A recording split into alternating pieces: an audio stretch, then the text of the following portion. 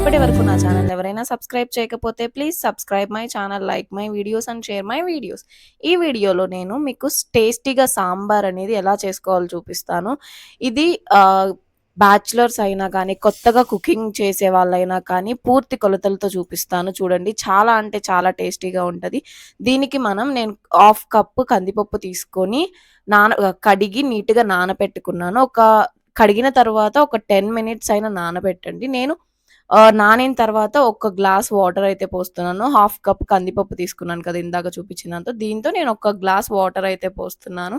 Water పోసిన తర్వాత cooker మూత నీట్‌గా గట్టిగా పెట్టుకోవాలి. కుక్కర్‌తో చాలా జాగ్రత్తగా ఉండాలి. ప్రెషర్ కుక్కర్స్‌తో. అండ్ ఇంకా కుక్కర్‌ని గ్యాస్ మీద పెట్టేసుకున్నాము. నెక్స్ట్ మనమేంటంటే ఒక నిమ్మకాయ సైజ్ అంత చింతపండుని నానపెట్టుకోవాలి. నేను ఇందాక తీసుకున్న కందిపప్పుకి ఒక నిమ్మకాయ సైజ్ అంత ఈ సైజ్ చింతపండుని తీసుకొని కొంచెం వాటరేసి నానపెట్టుకోవాలి. కొంచెం నానితే మంచిగా పులుసు అనేది వస్తది మనకి పిండటానికి. సో, నానపెట్టుకొని పక్కన పెట్టుకున్న తర్వాత మనకి సాంబార్‌కి కావాల్సిన ముక్కలన్నీ కట్ చేసుకోవాలి. నేనొక టమాటా, పచ్చిమిర్చి అండ్ ఒక ములక్కాయ, క్యారెట్, కొత్తిమీర తీసుకున్నాను.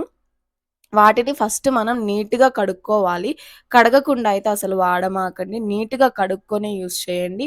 అండ్ టొమాటోకి ఎప్పుడైనా కానీ ఇలా నేను తీసేసినట్టు ఆ ఒక్క పార్ట్‌ని కట్ చేసేసేయండి. టొమాటోని ఎప్పుడైనా గానీ కర్రీస్‌కి కట్ చేసినట్టు కట్ చేయకూడదు సాంబార్‌కి. పొడుగ్గా, సన్నగా కట్ చేసుకోవాలి. నేను వీడియోలో చూపిస్తున్నట్టుగా. అండ్ నేను చేసే స్టైల్‌లో ట్రై చేసి చూడండి. సాంబార్ అనేది చాలా టేస్టీగా ఉంటది. అండ్ మీరు ట్రై చేశాక నాకు కామెంట్ కూడా పెట్టండి. టేస్ట్ బాగోకపోతే నేనే ఈ వీడియోని డిలీట్ చేసేస్తాను. అంత టేస్ట్‌గా ఉన్నాయి సాంబారయితే. అండ్ క్యారెట్ ఎక్కువ కూడా ముక్కలు ఉంటే అంత బాగోదు. అండ్ సాంబార్‌ని కూడా చిక్కగా ఉన్నా కానీ సాంబార్ టేస్ట్ అనేది పప్పు పప్పుగా అనిపిస్తది. సో, నేనైతే నార్మల్‌గా అందరూ తినేలాగా అయితే సాంబార్‌ని పెట్టాను చూడండి. నేనైతే 5 పచ్చిమిర్చి తీసుకున్నాను. అండ్ సాంబార్‌కి చిన్న చిన్న ముక్కలుగా కోస్తే బాగోదు. పొడుగ్గా ఇలా ఒక పచ్చిమిర్చిని 4 చీలికలుగా కట్ చేసుకోండి. నేను చూపిస్తున్న వేలో. నేను చూపిచ్చే కొలతలతో చేస్తే చాలా అంటే చాలా టేస్టీగా ఉంటది. అండ్ ములక్కాయలనేంటంటే కొంతమంది ఇలా ముక్కల్ని ఫస్ట్ పులుసు వేసి కుక్కర్‌లో ఉడకపెట్టేసి, తర్వాత మళ్ళీ వేరే గిన్నెలో వేసి సాంబార్‌లా చేస్తారు. అలా చేస్తే ఫ్లేవర్ అంత బాగోదు. అండ్ కుక్కర్‌లో ఉడకబెట్టిన తర్వాత మళ్ళీ నార్మల్‌గా వాటర్ యాడ్ చేస్తూ ఉంటాం గదా! అలా యాడ్ చేస్తే ఏంటంటే సాంబార్‌కి ఫ్లేవర్ అంత మంచిగా అనిపిచ్చదు. సో, నార్మల్‌గానే గిన్నెలోనే ఉడకబెట్టండి ప్రాసెస్ ప్రకారం. కుక్కర్‌లో ఉడకబెట్టి అలా చేయమాకండి ముక్కల్ని. నాకైతే ఎందుకో అలా చేస్తే నచ్చదు. ములక్కాయకి పైన తోలు ఎక్కువగా తీసేసేయండి. తొందరగా ఉడుకుతది. అండ్ ఉల్లిపాయను కూడా మరి చిన్న చిన్న ముక్కలు కాకుండా కొంచెం పెద్ద పెద్ద ముక్కలు కట్ చేసుకోండి. నీట్‌గా శుభ్రంగా కడుక్కోండి. దాని మీదున్న ఉల్లిపాయల మీద బ్లాక్‌నెస్ అది ఉంటది కదా! అసలది ఉండకూడదు. నీట్‌గా కడిగేసుకోండి. అండ్ ఇప్పుడు మనం ముక్కలన్నిటినైతే కట్ చేసి పెట్టుకున్నాం. కొత్తిమీర గూడా నేను కొంచెం తీసుకున్నాను.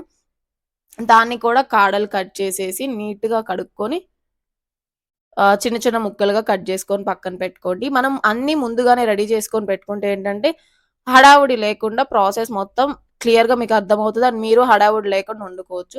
అండ్ కుక్కర్ పప్పు విజిల్స్ అయితే ఒక 5, 6 విజిల్స్ వచ్చిన తర్వాత ఆపేసుకున్నాను.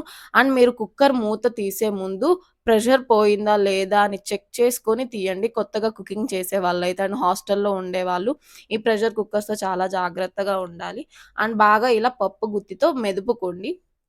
ఇలా మెదుపుకున్న తర్వాత ఒక గిన్నె తీసుకొని గ్యాస్ మీద పెట్టేసి నేనైతే 2 టేబుల్ స్పూన్స్ ఈ గెంటెతో 2 స్పూన్స్ ఆయిల్ అయితే వేసుకున్నాను. ఆయిల్ వేసుకున్న తర్వాత పోపు దినుసులైతే వేసుకోవాలి. ఆయిల్ హీట్ అయిన తర్వాత కొంచెం ఆవాలు అండ్ కొంచెం జీలకర్ర, పోపు దినుసులు ఇంక మీకు తెలిసినవే కదా! కొంచెం పచ్చిశనగపప్పు అండ్ కొంచెం మినపప్పు వేసుకోవాలి. ఎప్పుడైనా గానీ సాంబార్‌కి పోపనేది మాడకూడదు. లైట్‌గా రెడ్ కలర్‌కి రాగానే మనం ముందుగానే కట్ చేసుకున్న పీసెస్ అయితే ముక్కలైతే వేసుకోవాలి. మా దగ్గర కరివేపాకు లేదు. సాంబార్‌కి ఎప్పుడైనా కరివేపాకుంటే చాలా బావుంటది. ముందేంటంటే క్యారెట్, ఉల్లిపాయి, పచ్చిమిర్చి వేసైతే వేయించాలి. టొమాటో ముందే వేయకూడదు. వాటర్ కంటెంట్ ఉంటది గాబట్టి లైట్‌గా ఇవి ఫ్రై అవ్వవు. సో, లైట్‌గా ఆయిల్‌లో కొంచెం ఫ్రై అయితే ఈ ఫస్ట్ ఆనియన్, క్యారెట్, పచ్చిమిర్చి అనేది కొంచెం టేస్ట్‌గా అనిపిస్తది. ఇవి కొంచెం లైట్‌గా ఫ్రై చేసుకున్న తర్వాత ఒక 2, 3 మినిట్స్. నెక్స్ట్ మనం టొమాటోస్ అండ్ ములక్కాయలు వేసుకోవాలి. ఇవి కూడా కొంచెం ఆయిల్‌లో పచ్చి వాసన పోయేదాకా కొంచెం లైట్‌గా ఆయిల్‌లో మగ్గనివ్వాలి. బాగా కలుపుకొని మూత అయితే పెట్టుకోవాలి. ఒక 5 మినిట్స్ ఆయిల్‌లో మగ్గనివ్వాలి. అప్పుడే ఫ్లేవర్ అనేది బావుంటది. అండ్ తర్వాత మనం ఈలోపు చింతపండు పులుసుని బాగా కలుపుకొని, పిసుక్కొని పెట్టుకోవాలి. నేనిందాక చూపిచ్చాను కదా! అంత క్వాంటిటీ అయితే కరెక్ట్‌గా సరిపోతుంది. ఇప్పుడు నేను ఈ గిన్నెకి సాంబార్ చేస్తున్నాను. దానికి ఆ పప్పు అండ్ ఈ చింతపండు కరెక్ట్‌గా సరిపోతుంది. ఇప్పుడు ఒకసారి మూత తీసుకొని తిప్పుకున్న తర్వాత మనం ముందుగానే పిసుక్కొని పెట్టుకున్న ఈ చింతపండు పులుసనేది పోసుకోవాలి. నీట్‌గా కొంచెం కొంచెంగా వాటర్ కలుపుకుంటూ బాగా చింతపండు పులుసు మొత్తం పిండి ఇలా వాటర్‌లో ఈ ముక్కల్లో వేసుకొని అండ్ నెక్స్ట్ మనకెంత సాంబార్ క్వాంటిటీ అయితే కావాలో పప్పు సరిపోయేంతగా మనం వాటర్ అయితే తీసుకోవాలి. నేనైతే 3 గ్లాసెస్ వాటర్ అయితే పోసుకున్నాను ఈ గ్లాస్‌తో. మీరు అంతే పోయండి.